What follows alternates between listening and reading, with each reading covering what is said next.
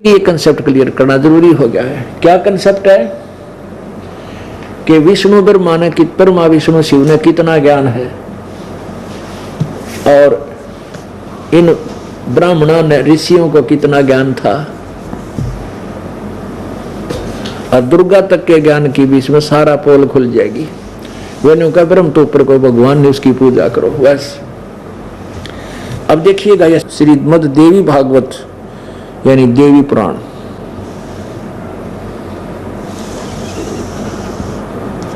Gita press Gorakhpur से प्रकाशित है।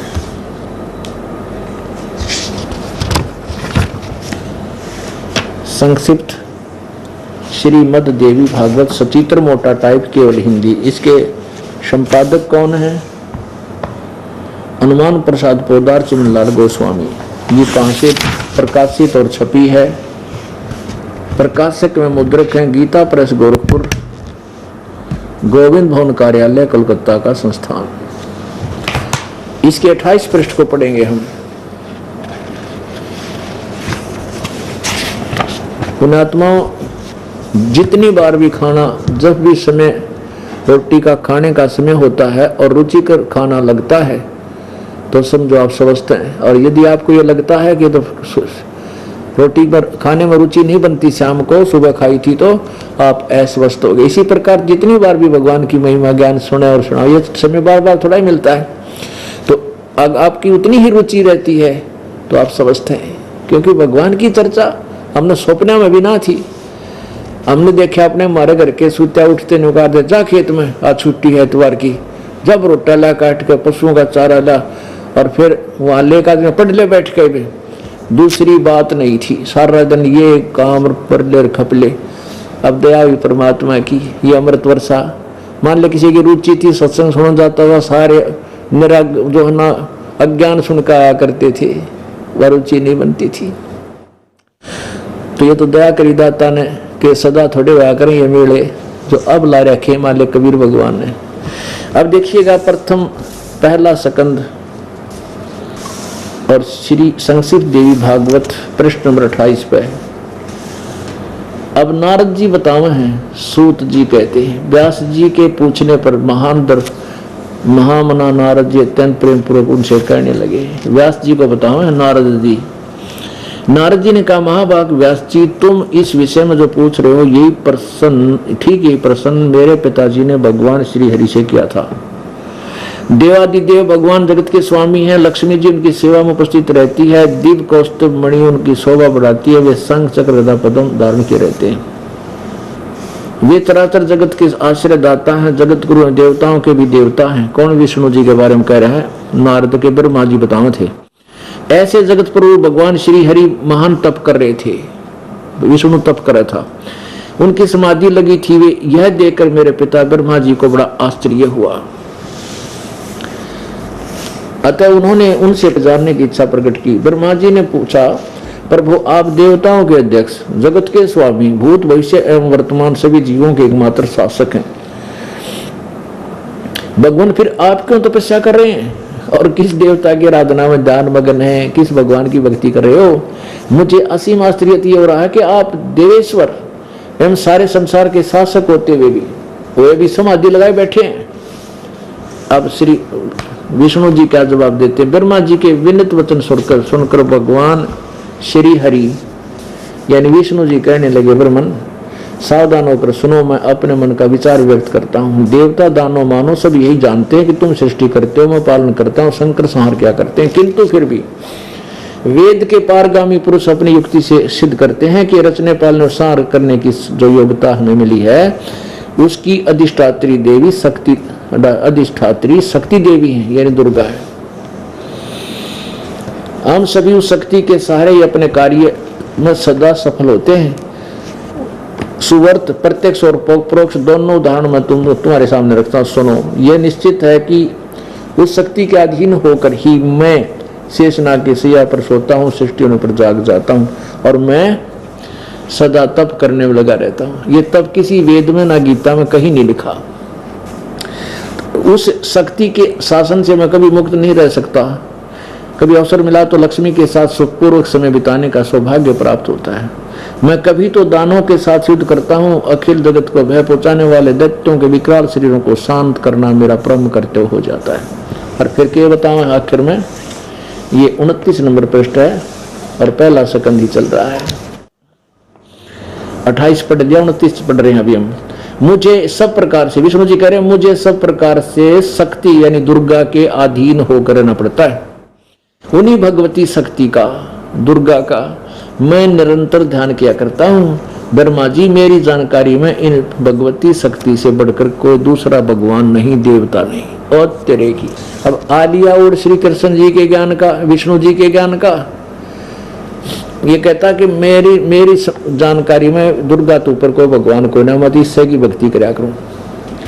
अब दुर्गा क्या कहती है 562 पृष्ठ पे, दुर्गा कहती है कि ब्रह्म की साधना करनी चाहिए, वो ब्रह्म एकमात्र वही भगवान है और सब बातें छोड़ दो, उसकी भक्ति करो। ये देखिएगा, ये 7वां स्कंध और श्री संक्षिप्त देवी भागवत 562 पृष्ठ। देवी के द्वारा हिमालय को ज्ञानोपदेश, ब्रह्म स्वरूप का वर्णन। श्री देवी जी कहने लगी, पर्वतराज इस प्रकार जो ऊपर बताया है, योग युक्त होकर मुझ ब्रह्म स्वरूपा देवी का ध्यान करे। यह ध्यान आसन पर लगाकर बलीभूत ऐसे ऐसे।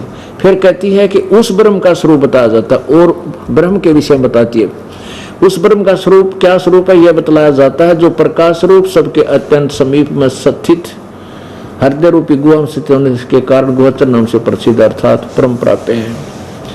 वह समस्त प्रजा के ज्ञान से परे है, अर्थात किसी की बुद्धि मानने वाला नहीं है।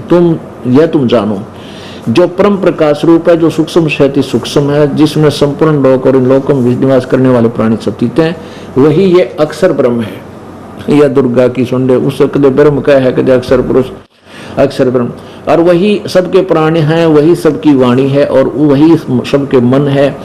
यह परम सत्य और अमृत अविनाशी है। ये 563 पृष्ठ पर आ गया हम तत्व है। सौम्य उस वेदने योग्य लक्ष्य का तुम वेदन करो, यानी उसी को टारगेट बनाओ, मन लगाकर उसमें तन्मय हो जाओ।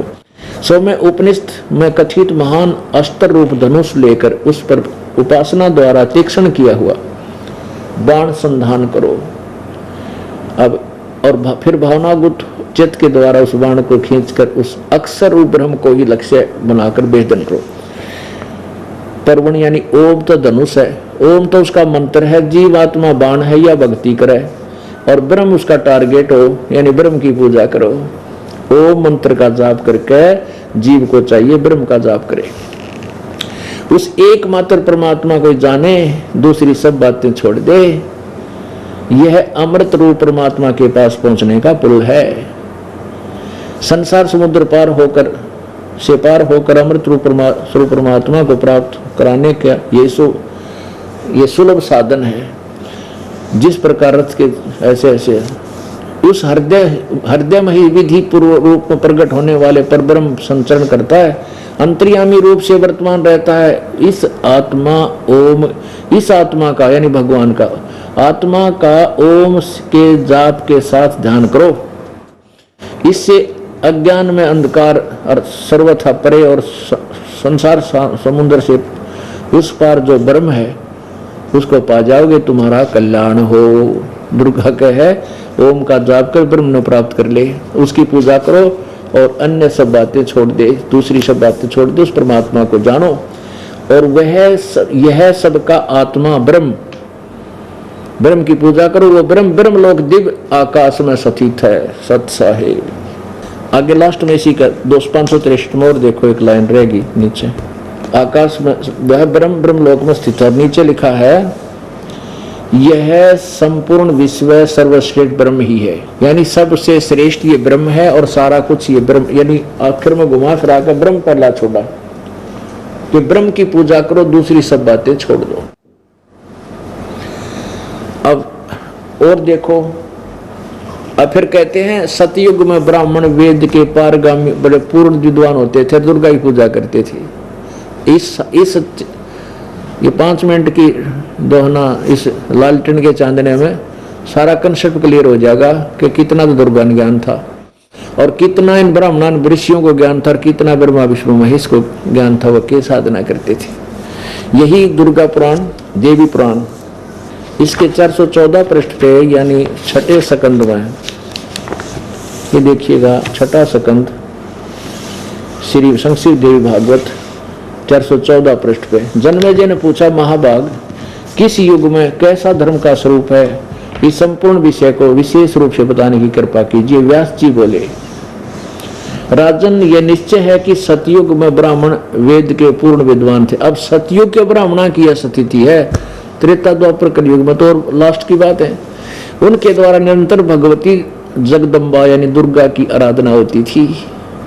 भगवती का दर्शन करने के लिए उनका मन सदा ललायित रहता था। और 562-63 पर आपने देख लिया। अब क्या कहते हैं, ब्राह्मण वेद के, सतयुग के ब्राह्मण वेद के पूरे विद्वान होते थे और वह दुर्गा की पूजा करते थे। अरे थरा के जय भैया। और दुर्गा कहती है तो ब्रह्म है पूजन दोगा, उसको पूजो और सब छोड़ दो। अरे वाह, निरंतर